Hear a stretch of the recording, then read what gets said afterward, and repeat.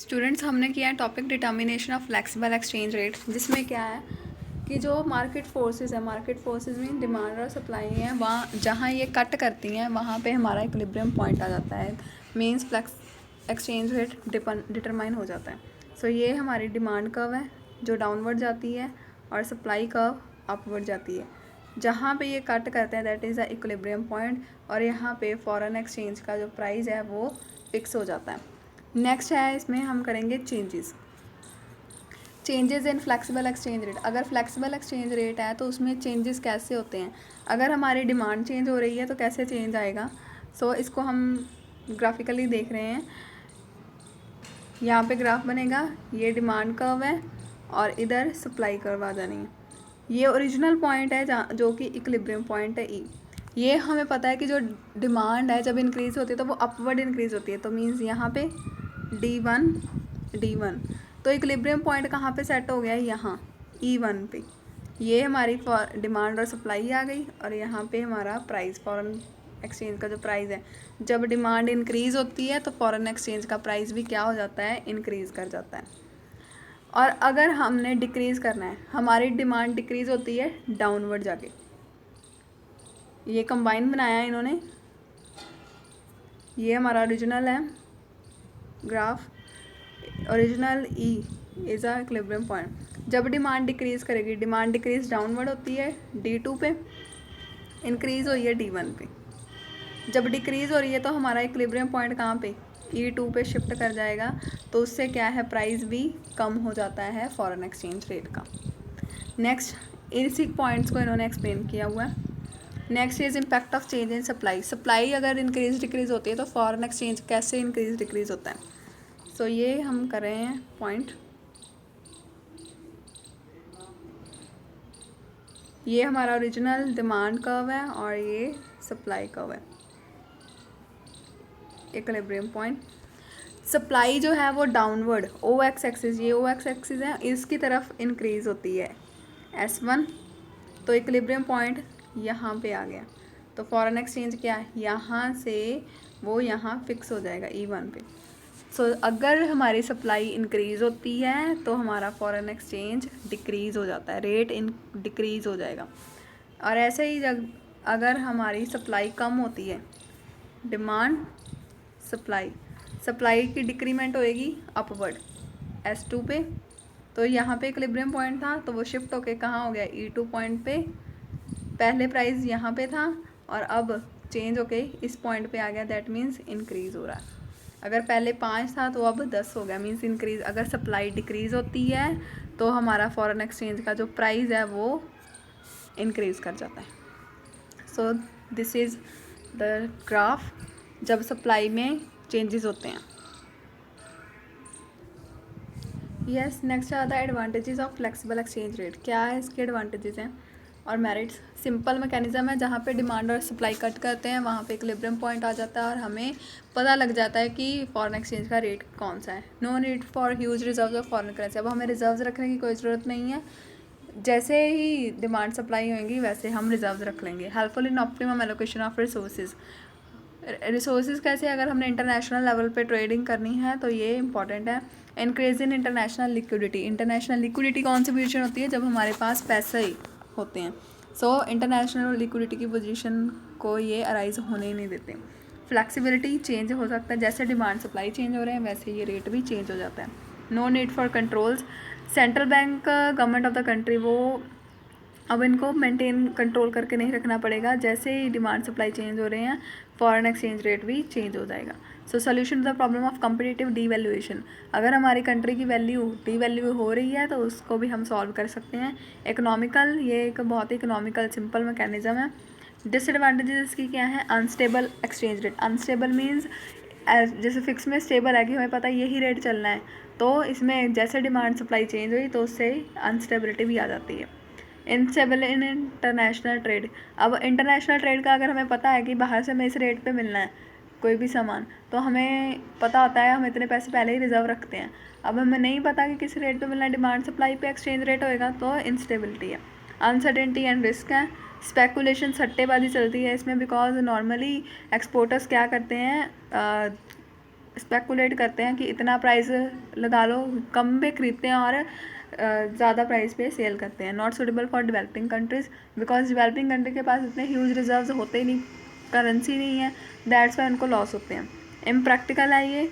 Hindrance means problem in the way of long term capital investment. Capital investment होती है जैसे हमने machinery plant, उसमें पैसा इन्वेस्ट करना है, सो ये एक प्रॉब्लम है। इन्फ्लेशनरी इफेक्ट, इन्फ्लेशनरी होता है जब हमारा रेट प्राइजेस जो है गुड्स और सर्विसेज के वो इंक्रीज़ हो जाते हैं। सो इससे जब इन प्राइजेस इंक्रीज़ होगा तो करेंसी की वैल्यू जो है वो डिक्रीज़ हो जाती है। सो दैट्स वाई ये इन्फ्लेशनरी इफेक्ट इसके बहुत सारे ज़्यादा हैं। नेक्स्ट है रिसेंट एक्सचेंज रेट्स और अल्टरनेटिव सिस्टम ऑफ। हमारे पास 2 एक्सचेंज रेट है, फिक्स और फ्लेक्सिबल, और कौन कौन से हैं। फर्स्ट इज़, इन टाइप्स को पहले ये देख लो कि अल्टरनेटिव जो टाइप्स हैं उनको हम बोलते हैं hybrid system of exchange rate. Hybrid system of exchange rate. So first is wider bands. Wider bands क्या हैं? Under the system exchange and fix exchange rate are permissible. हमने फॉलो फिक्स एक्सचेंज रेट को ही करना है, लेकिन उसमें changes जो हैं वो स्पेसिफिक होने चाहिए। जैसे कि ब्रेटन वुड सिस्टम में कहा था कि 1% चेंज कर सकते हैं, लेकिन वाइडर बैंड्स में क्या है, चेंज होएगा लेकिन सिर्फ 10% तक जो चेंज है वो परमिसिबल है। सो इट मीन्स दैट कोई भी कंट्री है अगर उसने चेंज करना है तो वो 10% एक्सचेंज रेट में कर सकती है चेंज, और फेवरेबल और अनफेवरेबल बैलेंस की भी प्रॉब्लम से हम टैकल कर सकते हैं। Next is crawling bank. So under the system of exchange it includes both merits of fix and flexible. जो फिक्स और फ्लेक्सिबल की मेरिट्स हैं उसी के बेस पे ये बना है crawling bank. So under this system every country, हर एक कंट्री है वो डिटरमाइन करती है fix exchange rate in relation to the countries of other. तो फिक्स तो है ही, साथ में कुछ उसमें चेंजेस रेगुलरली किए जाते हैं। सो जो हैंस अंडर दिस सिस्टम, इस सिस्टम में क्या है, फिक्स नहीं चलता, लेकिन हम टाइम टू टाइम उसमें चेंजेस भी करते रहते हैं। लेकिन जो चेंजेस होने वो बहुत ही नॉमिनल, क्रॉलिंग जैसे रेंगना, तो उस सिस्टम से ये इसमें चेंजेस होते हैं, मीन्स नॉमिनल चेंजेस होते हैं। चलना फिक्स है लेकिन थोड़े थोड़े से चेंजेस होंगे। Next is managed floating. Managed floating क्या होता है? जब ट्रेडिंग, इंटरनेशनल ट्रेड चल रहा है लेकिन प्रॉपर सिस्टम से चल रहा है, एक रूल्स एंड रेगुलेशंस बनाए गए हैं, उसको हम बोलते हैं managed floating. So manage floating can be defined as a type of floating या exchange rate which is generally flexible, जो कि फ्लेक्सिबल होता है, जिसमें ओकेजनली इंटरवेंशन, ओकेजनल मतलब कई बार मॉनेटरी अथॉरिटीज़ हैं वो इंटरवेन, दखलंदाजी करते हैं। So under this system flexible as well official control over there. Flexible और ऑफिशियल, जैसे आरबीआई कर सकती है इंटरवेन और आईएमएफ हैं वो कंट्रोल कर सकते हैं। So these are the managed floating system. Changes जो हैं इस रेट में वो इनिशिएट किए जाते हैं, थोड़े से किए जाते हैं, because changes takes place in other countries, क्योंकि बाकी कंट्रीज़ में भी अगर चेंज हुए तो हमें भी चेंज करने ही पड़ेंगे अपना रेट। सो एक्सचेंज रेट अगर लो जा रहा है तो मॉनेटरी अथॉरिटीज़ सेल करती हैं अपनी सिक्योरिटीज़। ये सिस्टम ओपन मार्केट ऑपरेशन जैसे है।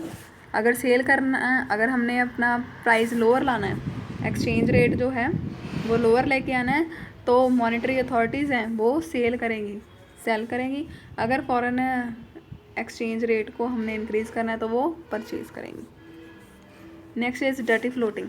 डर्टी फ्लोटिंग क्या है? मैनेजर में सभी कंट्रोल होता है कि कोई भी काम गलत ना हो, उससे मॉनेटरी जो अथॉरिटीज़ है वो कंट्रोल रखती हैं। लेकिन अगर मॉनेटरी अथॉरिटीज़ अपना कंट्रोल नहीं रखती, सब कुछ लोग अपने आप ही ट्रेडिंग कर रहे हैं और उसमें स्पेकुलेशन, सट्टेबाजी भी चलती है, that is called dirty floating. अगर specific guidelines, rules and regulation हम नहीं फॉलो करेंगे तो मैनेज फ्लोटिंग क्या बन जाएगी? Dirty system of floating. और इसके बहुत सारे लॉसेज हैं क्योंकि हर कोई अपना रेट ही अप्लाई करेगा। नेक्स्ट टॉपिक है ये फॉरेन एक्सचेंज मार्केट। तो फॉरेन एक्सचेंज मार्केट जो है वो क्या है? The market in which transactions of foreign exchange takes place, जिसमें फॉरेन एक्सचेंज की ट्रांजेक्शन्स होती हैं, ट्रेडिंग होती है, एक्सपोर्ट इम्पोर्ट, उसे फॉरेन एक्सचेंज मार्केट कहते हैं हम। ये एक ऐसे नहीं है कि पर्टिकुलर प्लेस होती है, जहाँ भी ये हो रही हैं एक्सपोर्ट इम्पोर्ट, उसे हम फॉरेन एक्सचेंज मार्केट बोलते हैं। फंक्शंस क्या है फॉरेन एक्सचेंज मार्केट के? Transfer functions. इसमें क्या है, एक कमोडिटी जो है एक कंट्री से दूसरी कंट्री में ट्रांसफ़र होती है। क्रेडिट फंक्शन, हम लोन भी ले सकते हैं, इंपोर्ट एक्सपोर्ट क्रेडिट देते हैं। हैजिंग फंक्शन, हैजिंग फंक्शन क्या है? Under this function foreign exchange market financial security provide करती है। हैजिंग में क्या होता है, अगर हमें कोई लॉस हो रहा है तो हमें सिक्योरिटी मिलती है, जैसे बैंक्स हमें इंश्योरेंस स्कीम्स प्रोवाइड करती हैं for covering risk, that is a hedging function. So ये जो मार्केट है वो फाइनेंशियल सिक्योरिटी हमें देता है अगर हमें कोई भी लॉस होता है या फॉरेन एक्सचेंज रेट में कोई फ्लक्चुएशंस होती हैं। जैसे रेट पहले कम चल रहा था, अब इंक्रीज़ हो गया तो हमें ज़्यादा पेमेंट करनी पड़ेगी प्रोडक्ट की, तो ये हेजिंग फंक्शन हमें ये सिक्योरिटी प्रोवाइड करता है। टाइप्स क्या है फॉरेन एक्सचेंज मार्केट की? First is spot market. Spot market क्या है? जब हमने सामान खरीदा उसी टाइम पेमेंट कर दी। So that part of foreign exchange market in which foreign exchange transactions for the current period और प्रेजेंट पीरियड टेक प्लेस, जिसमें प्रेजेंट पीरियड करंट टाइम के ट्रांजेक्शन होती है उसे स्पॉट मार्केट बोलते हैं। सो क्या है इसमें फॉरेन एक्सचेंज में स्पॉट मार्केट में mainly current time period include करते हैं। वो वाली ट्रांजेक्शन्स होती हैं जो at a time daily nature की होती हैं, उनका फ्यूचर से कोई लिंक नहीं होता। फॉरेन एक्सचेंज रेट जो स्पॉट एट ए टाइम पे चलेगा उसी पे ही चीज़ खरीदी जाएगी। जैसे मैंने बाहर से मशीनरी बाय करनी है, ऑटोमेटिक मशीनरी बाय करें CNC, तो उससे क्या होगा कि मैंने जब ट्रांजेक्शन की तो उसी टाइम का मुझे रेट पे करना पड़ेगा, that is spot market. Next is forward market. Forward market में क्या है, वो मार्केट का ये पार्ट है जिसमें ट्रांजेक्शन फॉरेन एक्सचेंज की फ्यूचर डेट की होती हैं। तो इसमें हमने एग्रीमेंट किया है कि मैंने चीज़ खरीदनी है लेकिन पेमेंट कब होएगी? फ्यूचर के प्राइस पे होएगी। सो मेन फीचर्स क्या हैं इसके? ये ट्रांजेक्शन में फॉरवर्ड मार्केट में फ्यूचर की ट्रांजेक्शन्स आती हैं। फॉरवर्ड मार्केट में सिर्फ एग्रीमेंट होता है और रिसिप्ट और पेमेंट जो पैसे देने हैं या लेने हैं वो फ्यूचर में हम पे करते हैं। फॉरवर्ड एक्सचेंज रेट में फ्यूचर का टाइम पीरियड लेते हैं हम। फॉरवर्ड मार्केट में स्पेकुलेटिव ट्रांजेक्शन्स होते हैं। स्पेकुलेटिव मीन्स सट्टेबाजी चलती है, जैसे कि फ़ॉरेन की ये कोई कंपनी है, ABC कंपनी मान लो, ये फ़ॉरेन की कंपनी है और इन्वेस्टर जो है वो इंडियन है, इन्वेस्टर इज़ इंडियन। तो उसने क्या किया, एक पर्सन अपॉइंट किया जैसे ब्रोकर, तो उसने कहा कि आप पहले कम रेट पे ख़रीद लो 100 शेयर्स, तो उसको बाद में आप नेक्स्ट प्राइस पे सेल कर देना। तो ये क्या है, कम रेट पे ख़रीदा ताकि मार्केट में उसका प्राइस बढ़ जाएगा। ये हमने सेबी चैप्टर में भी किया। सो ये क्या है, रेट कौन सा चलेगा? फ्यूचर का। और मैंने ये कह दिया कि मैं सेल या परचेज़ करूँगी, लेकिन रेट डिसाइड नहीं हुआ। रेट कब डिसाइड होगा? फ्यूचर में, जब हमने एक्चुअल में लेनी है चीज़। So this is a forward market. So this is about chapters. Thank you for listening students.